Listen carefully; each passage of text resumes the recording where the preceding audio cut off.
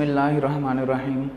Dear students, today we are moving towards our fifth lecture of FSC Part 1. Dear students, our topic biological method. What is biological method? Dear students, the method in which we will solve biological problem.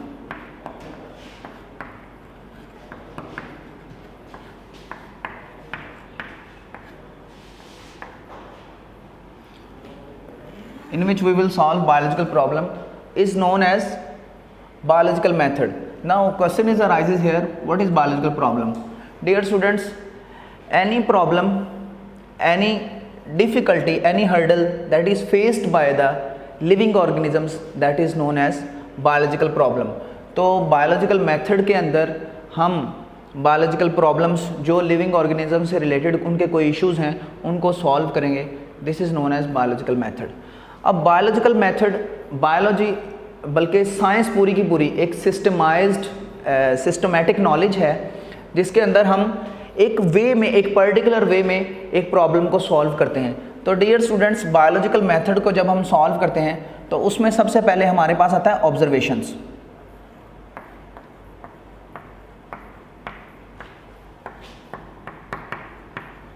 किसी चीज़ को देखना, किसी problem को अपनी आंखों से देखना या किसी से सुनना, ऑब्जर्वेशन, ऑब्जर्व करना किसी चीज़ को. Observation dear students are of two types, qualitative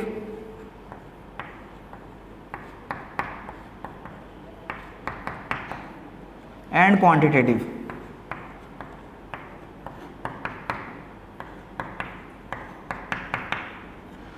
हम इन दोनों को वन बाय वन डिस्कस करेंगे. क्वालिटेटिव, नाम से ही जाहिर हो रहा है कि क्वालिटी बेस्ड.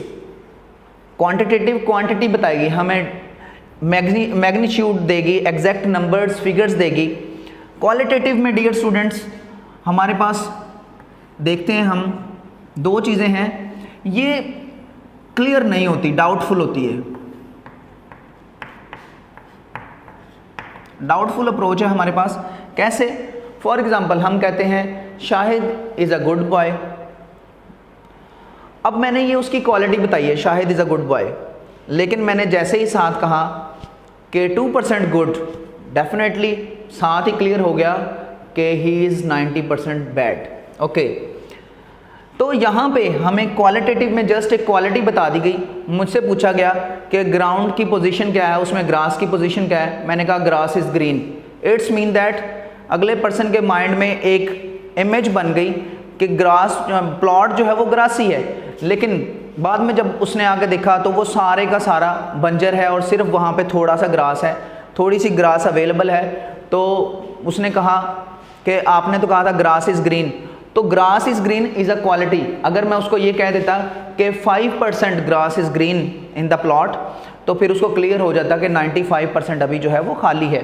तो क्वालिटी के अंदर डियर स्टूडेंट्स डाउटफुल अप्रोच होती है हमारे पास और हम उसकी क्वालिटी बताते हैं. ठीक है, डाउटफुल अप्रोच के साथ साथ ये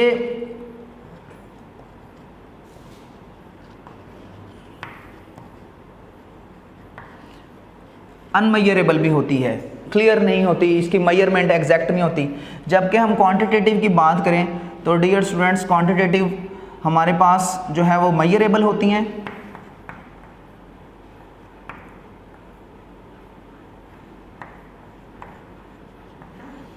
और हमें वो एग्जैक्ट नंबर्स और फिगर्स देती हैं, जिससे हम क्लियर हो जाते हैं कि किसी चीज़ की क्वांटिटी क्या है. For example many birds are present, तो ये क्वालिटी है. मैनी बर्ड्स, हाउ मैनी, 3, 4, 5, 7, तो ये उसकी क्वांटिटी है. तो हम क्वालिटेटिव और क्वांटिटेटिव ऑब्जर्वेशंस. अब ऑब्जर्वेशन की हम बात करें तो हम इसको किस तरह से ले सकते हैं डियर स्टूडेंट्स. ऑब्जर्वेशन हम जो है वो विजन के ज़रिए, ऑब्जर्वेशन हम स्मेल के ज़रिए, टेस्ट के ज़रिए, टच के ज़रिए और हेयरिंग के ज़रिए हम उसे देखकर, सूंघकर, टेस्ट करके, जायका उसको टच करके और इसी तरह उसके बारे में सुन के हम ऑब्जर्वेशंस को फार्मूलेट कर सकते हैं। डियर स्टूडेंट्स, बायोलॉजिकल मेथड के अंदर ऑब्जर्वेशन के बाद जो सबसे इम्पोर्टेंट और मेन थिंग आती है that is hypothesis.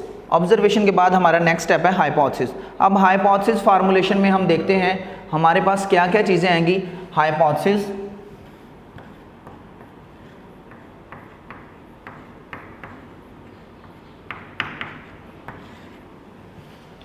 tentative explanation of observation is called hypothesis. Tentative explanation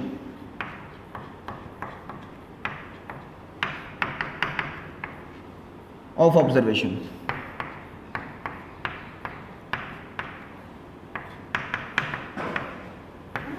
tentative है, फिक्स्ड नहीं है, फाइनल नहीं है, चेंज भी हो सकती है, that is the definition of hypothesis.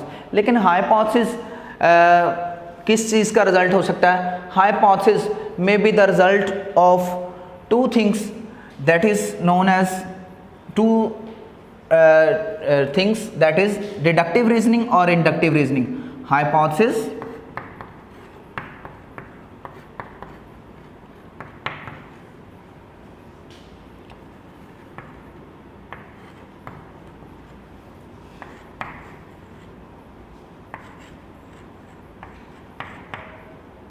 result of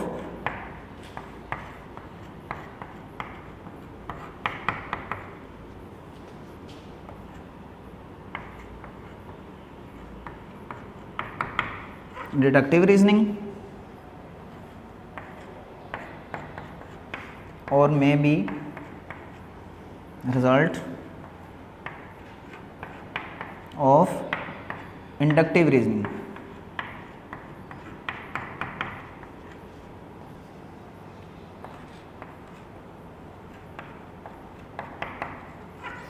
अब डियर स्टूडेंट्स, हम यहाँ पे देखेंगे डिडक्टिव और इंडक्टिव रीजनिंग। तो इन दोनों को हम पहले क्लासिफाई करेंगे और देखेंगे कि डिडक्टिव और इंडक्टिव रीजनिंग हैं क्या।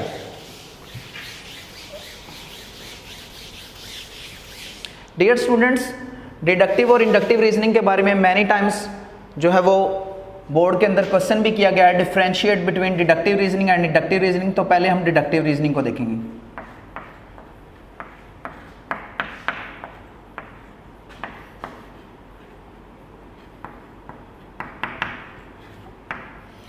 हम इसको याद करने के लिए एक शॉर्ट फॉर्म अपने माइंड में सेट कर लेते हैं, that is DGS।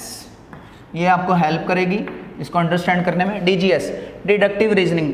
Dear student, D for deductive, G for general and S for specific. It's mean that in deductive reasoning we will move from general to specific. For example, take an example, हम यहाँ पे बात करते हैं all birds have wings. All birds have wings. Dear students, first one thing हमने यहां पे कहा ऑल बर्ड्स हैव विंग्स। हम दूसरे पॉइंट में बात करते हैं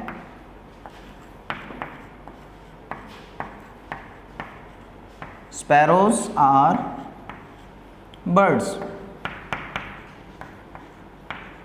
अब यहां पे जरा फोकस करें। हमने एक statement the all birds have wings, मतलब कि हम जो भी परिंदे होते हैं उनके विंग्स होते हैं, बर्ड्स हैव विंग्स। और हमने यहाँ पे कहा स्पैरोज आर बर्ड्स। तो हमने यहाँ पे पहले फर्स्ट लाइन में हमने देखा ऑल बर्ड्स, हम बर्ड उसको कहेंगे जिसके विंग्स होंगे। हमने यहाँ पे स्पैरो को बोल दिया sparrows are birds. It's mean that definitely sparrows have wings. तो थर्ड में हम कहाँ पे कंक्लूजन, हमारा रिजल्ट जो निकला वो क्या है? स्पैरोज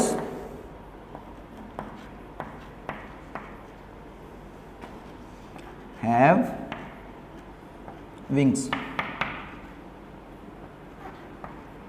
कैसे?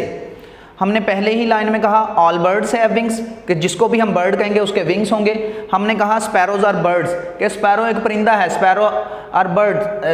इसी तरह अगर हमने स्पैरो को बर्ड बोला है, हमने ऊपर चूंकि ये पढ़ लिया है कि ऑल बर्ड्स हैव विंग्स, तो स्पैरोज हैव विंग्स डेफिनेटली, कि अगर हमने उसको बर्ड कंसीडर कर लिया है तो उसके विंग्स लाजमी तौर पे होंगे। इंडक्टिव रीजनिंग में डियर स्टूडेंट्स, अगर हम इंडक्टिव रीजनिंग की बात करें तो उसमें हम टोटली इसके ऑपोजिट चलते हैं। Inductive reasoning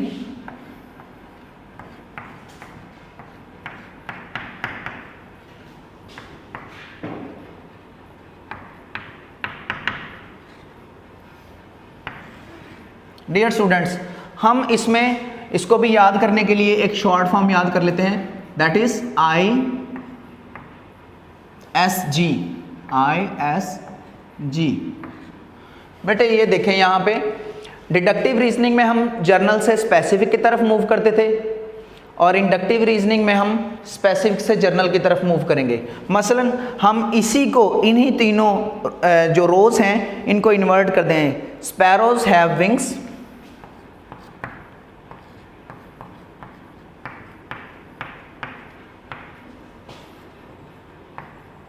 sparrows have wings. इसी तरह स्पैरोज आर बर्ड्स,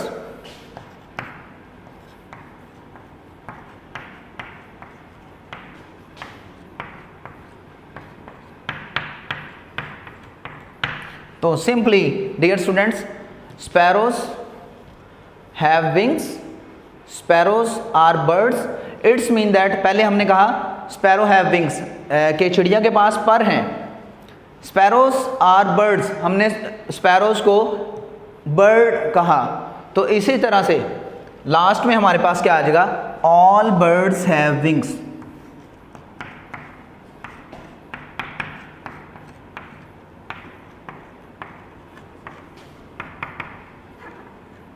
ये डियर स्टूडेंट्स हमारे पास डिडक्टिव रीजनिंग और इंडक्टिव रीजनिंग का कंपैरिजन था। ये मैनी टाइम्स बोर्ड के अंदर क्वेश्चन पूछा गया है।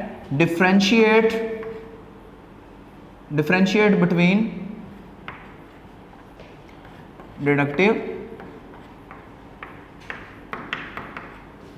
And inductive reasoning.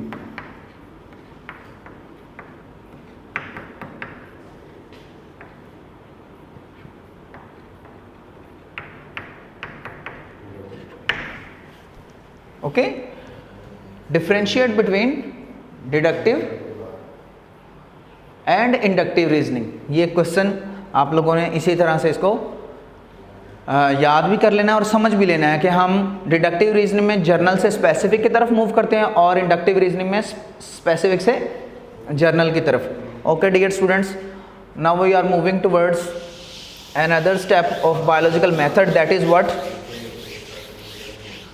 अच्छा, यहाँ पे अभी हम ये सारी बात कर रहे थे हाइपोथेसिस की फार्मूलेशन की।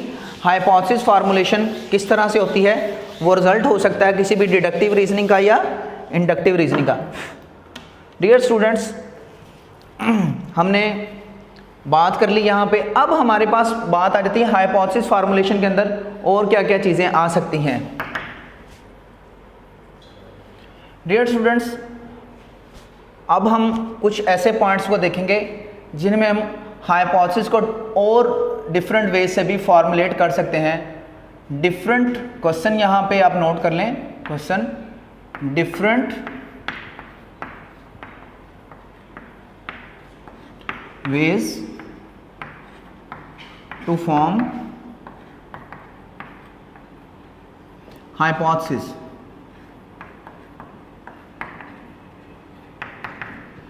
क्या क्या चीज़ें हो सकती हैं जिसमें एक पर्सन जो है वो हाइपोथेसिस फार्मुलेट कर सकता है। सबसे पहले इमेजिनेशन, इमेजिन करना किसी चीज़ के बारे में जो हुई नहीं है या एक चीज़ जो हो रही है उसी को दूसरी के साथ कंपेयर करते हुए जस्ट इमेजिनेशन के अंदर कुछ नई चीज़ें बना लेना।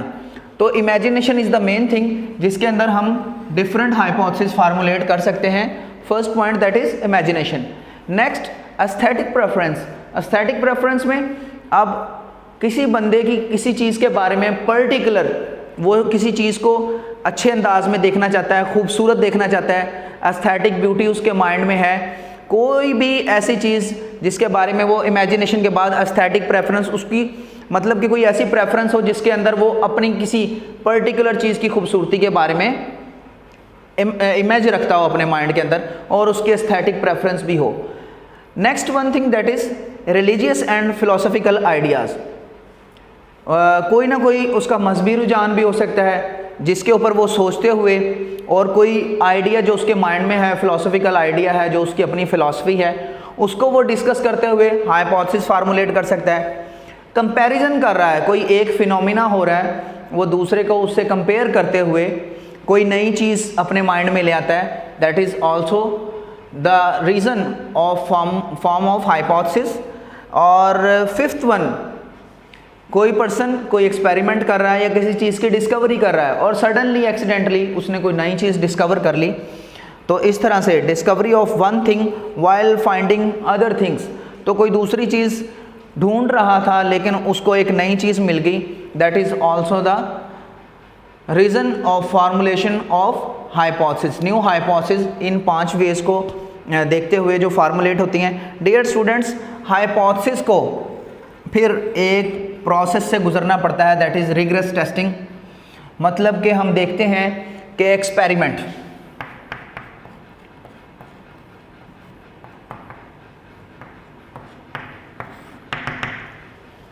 हाइपोथेसिस को एक रिगरस प्रोसीजर के अंदर से बार बार रिपीटिंग एक्सपेरिमेंट के अंदर से गुजरना होता है, अगेन एंड अगेन। जब वो अपने आप को प्रूव करती है, फुलफिल करती है, then after the experimental work it will convert into theory.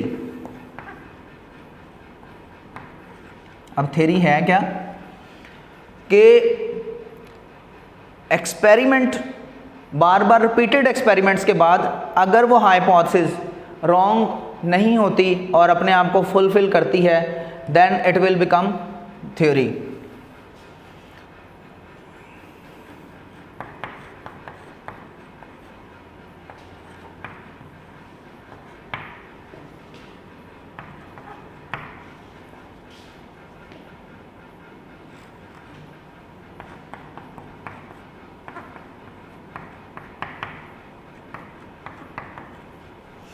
तो डियर स्टूडेंट्स, हम थ्योरी के यहाँ पे बात करते हैं और यहीं पे साथ थ्योरी के साथ हम एक और डेफिनेशन देखेंगे, that is productive theory.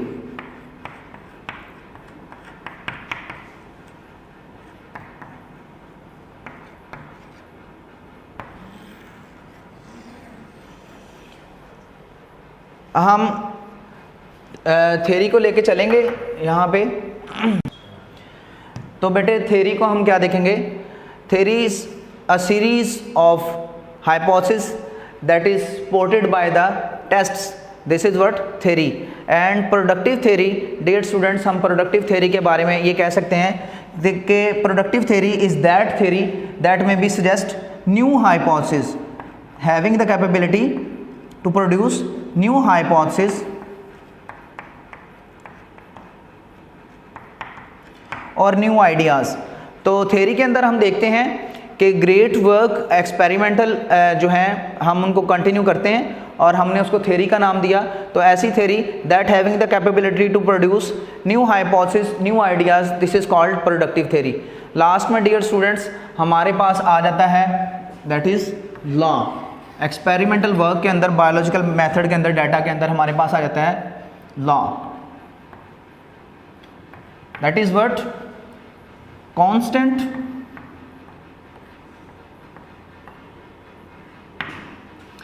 and uniform fact of nature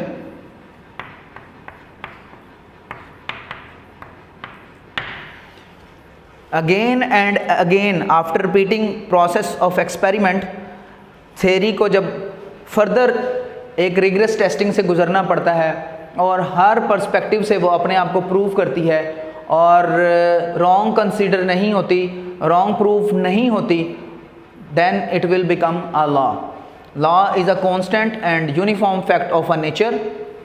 for example हम यहाँ पे दे देते हैं एग्जाम्पल में इसकी मेंडल्स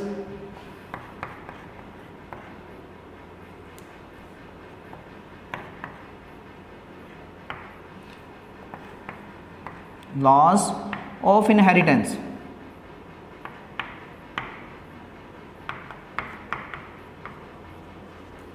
तो डियर स्टूडेंट्स, यहाँ पे हम देखते हैं कि एक बायोलॉजिकल मेथड को हम किस तरह से सॉल्व करते हैं। मैं विद इन 2 to 3 मिनट्स पूरे लेक्चर को समराइज़ करता हूँ।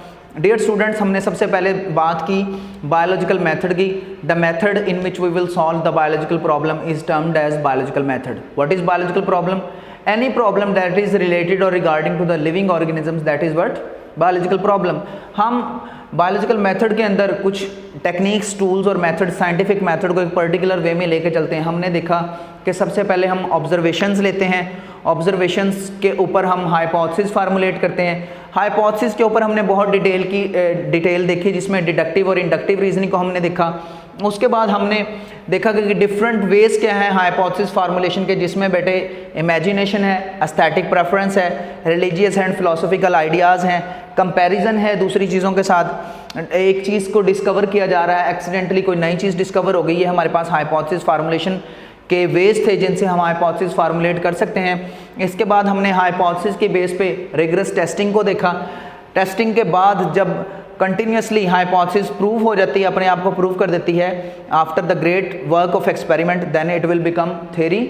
और थ्योरी वो चीज़ है, वो स्टेटमेंट है जो कि सपोर्ट होती है वाया द ग्रेट एक्सपेरिमेंट और रिगरस टेस्टिंग।